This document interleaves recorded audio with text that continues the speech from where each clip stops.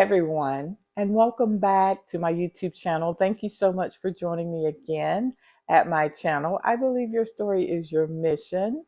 So I talk everything nonprofit, and my goal is to teach you right now is to teach you how to start your nonprofit at the state level, and then how to become a 501c3 tax exempt organization at the federal level. So I'm going to teach you everything you need to know to make that happen. But before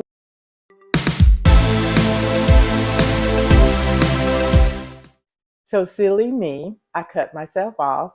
I don't like to really do a lot of editing when I make mistakes because if you're starting a nonprofit and really any business for profit, what have you, you really need to be transparent and get very comfortable with being transparent. And see, I'm not even looking at the right camera. So here we go. But you definitely need to become comfortable with being transparent because as a nonprofit, you're going to have to be able to show your paperwork. If someone walks in your office and they want to see your paperwork, doesn't have to be the IRS, it could be a donor. They want to know what's going on. You are required to have that information available for them to see. So let's get comfortable with being transparent. There's nothing wrong with making mistakes as long as we learn from those mistakes. And that's the most important thing. But before we get started, again, I'm going to take you through the paperwork, everything you need to know. We're going to start right now, step by step. We're going to be incorporating your nonprofit at the state level. I'll be showing you that paperwork. But before we get started, if you would please subscribe to my channel. That will help me to be able to continue to bring content like this to you. And also, if you would like, just press that little like button. I'd appreciate that. So subscribe and like my channel. I really appreciate that. Don't forget to turn on those notifications so that you will continue to get everything that you need from me. And you know what? I just have to say, I feel like Mr. Rogers in this chair sitting here, like, it's a beautiful day in the neighborhood, a beautiful day. And I mean, you've got to be my age to know Mr. Rogers. But so I feel like sitting in this chair. I feel like I need to put my shoes on. It's a beautiful day. Okay, enough of that. So again, welcome back to my channel. And if you have been tuning in, you know that I have provided a checklist down below. And it is a checklist that is going to help you follow me step by step as I take you through the necessary paperwork, the extra steps it takes for you to start your nonprofit at the state level. And again, at the federal level, I will teach you how to complete that paperwork and everything that's necessary because there are additional things other than just that Form 1023 that they have online. There are a lot of additional paperwork that you need to submit with that application that will ensure your approval as a 501c3 tax exempt organization. So I really, again, appreciate you tuning in. Some of you, if you don't know my story, I did mention it in the first video, but I started a nonprofit with two of my friends. We started a nonprofit to say, we call our website was Save My Cemetery. We are not running that nonprofit anymore. We've since moved on to other things because it was a difficult thing. We were restoring cemeteries, and honestly, it was really difficult to get people to donate to a cause where the people were no longer living and that's okay, because there are a lot of people that are living that need our help. And yes, um, restoring cemeteries and making sure that we honor our dead is very important. We don't want, the cemeteries we would restore. The trees were all grown up in the cemetery. It was literally a forest. There were, sunken graves and so on and so forth. It was a really difficult task. And we did all of the manual labor we did enlist the help of local churches and volunteers. But it was really a manual labor. It was a labor of love for us, but and it was really important to us. But it became very difficult.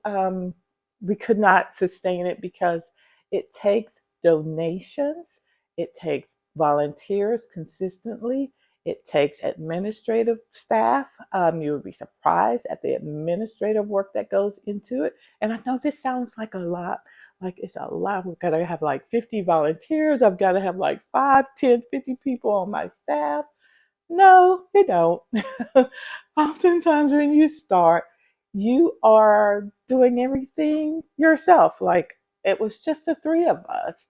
I was the director of administration. Then I had my friend Lisa, who was the executive director. And then I had Charlie Resco, who was the director of operations. I say I had, but we all were working together with the nonprofit to restore the cemetery. So as you can see, we made it do what it do while it do with what we had.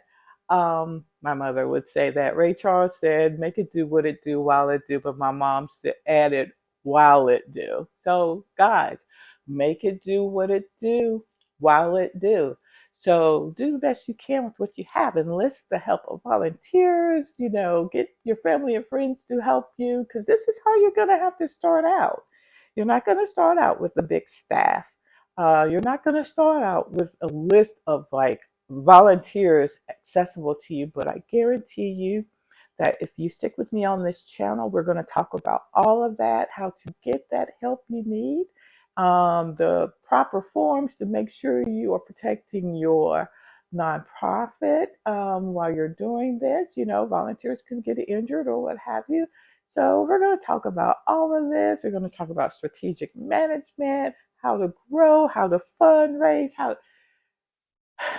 and the one person cannot know it all. And I'm going to tell you right now, I will let you know that I know what I know, but I also know what I don't know.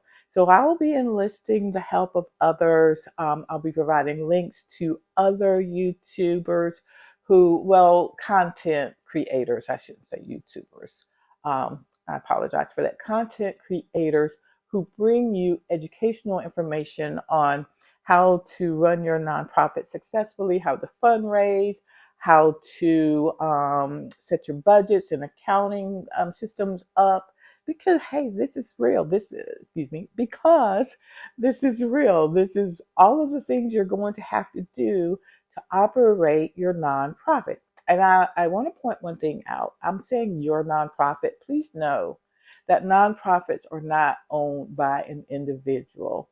It's not like a for-profit where you own that business. You do not own a nonprofit. But you're starting it. You're incorporating it. You are the incorporator. But just know that you don't tell people, hey, I own this nonprofit. No, I have started a nonprofit and it is blah, blah, blah. It says restore cemeteries. Forgive me for my voice. It's just a little off a little bit today. But again, I'm so excited to be here with you. So having said all of that, we've got to just get started. So here we are at the point to where we are going to be completing your articles of incorporation for the state. And that's to incorporate your nonprofit at the state level. And what that does is it protects you legally from anything that could happen. So you're making sure you're set up at your state. That legalizes it. It also protects your nonprofit. And so I'm going to hop over to my computer in just a moment, and I'm going to get on there and I'm going to take you through the form. Please know that I'm in North Carolina, and so the form is called Articles of Incorporation. It could be called something different in your state, but I'll take you through the process because it's the same scenario. You're going to be completing the form that is for incorporating a nonprofit or organizing a nonprofit. Again, it's Articles of Incorporation for me in North Carolina. One of the most important things I can tell you right now is know that you do not have to go to a site that says, we'll incorporate this your nonprofit for you, or hey, we've got all the forms you need to incorporate your nonprofit, but you have to pay a certain amount to have access to that form. Then you complete that form on their website and then it gets all done. You don't have to do that. That's just an extra charge that you're incurring that you do not have to incur. For instance, articles of incorporation to incorporate in North Carolina as a nonprofit corporation is $60. So if you're paying, it could be even less in your state.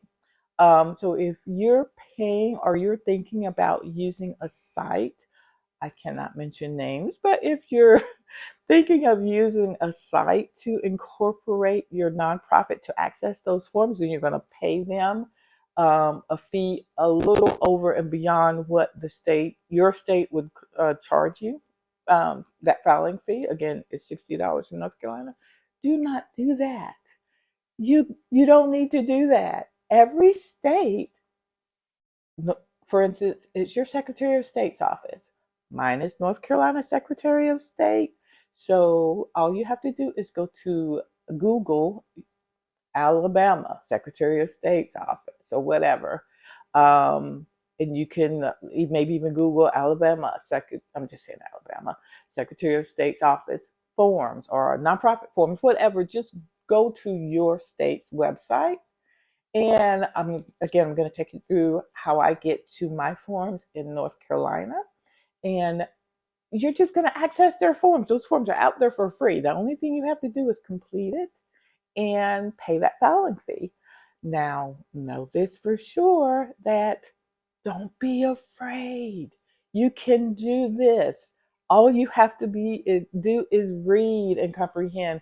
And all of us in school, in high school, I'm not even talking college, we had to take English and we did a lot of reading and we had to take a lot of comprehension tests. So that's all you have to do. But I'm going to walk you through the form for North Carolina. It's not a guessing game. Every form has instructions with it. So the Articles of Incorporation form to incorporate your nonprofit at the state level. Again, I will be talking about North Carolina. Just know instructions are attached. So if you have a question about what something means or what are they exactly asking for me here, just go to the instructions that are attached and just read. It'll tell you, and I'll show you all of that. But yeah, just know that you can do it. You do not have to be afraid, nervous. You really can't break it, guys. Like if you do something wrong and you submit the paperwork, the state will let you know. They'll email you and they'll say, "Hey, you made an I don't understand this. What were you?" For instance, let me just give you an example. Say that you want to be Pretty Paws Foundation Incorporated. Now, I don't know that that's a real nonprofit. I'm just saying that. So, Pretty Paws Foundation Incorporated. When you complete your paperwork, and I'll go over this, you got to be very, very exact with your state. You cannot make any error. You've got to be very exact and consistent, concise, because if you, for instance, put Pretty Paws Incorporated on one form and you spell out incorporated, but then on the next page, or in this case, it will probably be in your provisions. We'll talk about all of that, no worries. But on that page or on any page, it could be that you thought you'd put some headers and put Pretty Paws Incorporated up at the header or whatever. You don't need to do that, but just know that if you spell out incorporated, you cannot then abbreviate it on the next page. Or you cannot abbreviate and then on the next page abbreviate and leave out a period. I mean, you have got to be really concise so you can't make any errors, but no worries. The state will let you know if something is not concise or consistent, and they will email you, and then you can just correct it and send it back to them. You just got to be timely on that correction. You can't wait a month, 3 months later down the road and think they're going to still have your paperwork. You're going to lose your money that way. So just always be responsive, quick to respond. And you'll, as we get into your 501c3 tax exempt paperwork, it's going to be the same thing. You got to be very precise. We'll go into all of that. If there's something that comes back to you from the IRS, you've got to be quick to respond. The big deal here is not to lose your money. So again, if you did not get your checklist in the last video, please just click the link below and you can grab that checklist and I'll send it to you right away. And then you'll have your checklist and you can follow along with me for each step. Now, one of the things, I promise you we're going to get into the paperwork, but one of the things I do want you to focus on, because we did not talk about this, is the name of your nonprofit. So I'm assuming that you saw my last video where we went over the mission statement, and watch it as many times as you need to in order to make sure you're getting everything encompassed in your mission statement that I mentioned in that previous video. But before all of this, you do need to have your name before you go into incorporating your nonprofit at your state level. You do need to have your name. So you need to be thinking about what do you want to name your nonprofit? And I will include a link below of a website that will kind of help you out. Like you can just type in Pretty Paws or Pretty Paws nonprofit or what have you. And it'll just kind of throw in a whole lot of different names that you could maybe feed off of. You may not select those, but you can just feed off of. And the other thing I want to make sure you do once you get your name, before you even start completing this paperwork that we're about to go over, make sure that you go to your state's website, Secretary of State's website, and do a business search on that name, because you don't want to name your nonprofit something that's or send in paperwork and there's a nonprofit that's already named that. The state's going to reject it. So you definitely want to make sure that you do a business search on that name at your state level, at your state, and I'll show you that also briefly. We'll go over that before we go into the incorporation documents. So I'll show you, if you don't know how to do a search on the business name, make sure that it's available. Now, this is not nationwide. This is at the state. That's the most important. That's where you want to make sure that the name is available at the state level. Now, we'll get into websites and things. I won't get into designing websites, but if you decide you want to have a website, I highly recommend it. You need a website. You're going to want to grab that domain name and then make sure all of that's available. But those are things we'll cover. But right now we're going to go a little bit into doing a business search, showing you how to do that. The search the business name for your nonprofit, make sure it's available. And then we're going into the paperwork that you will need to incorporate at the state level. So let's go.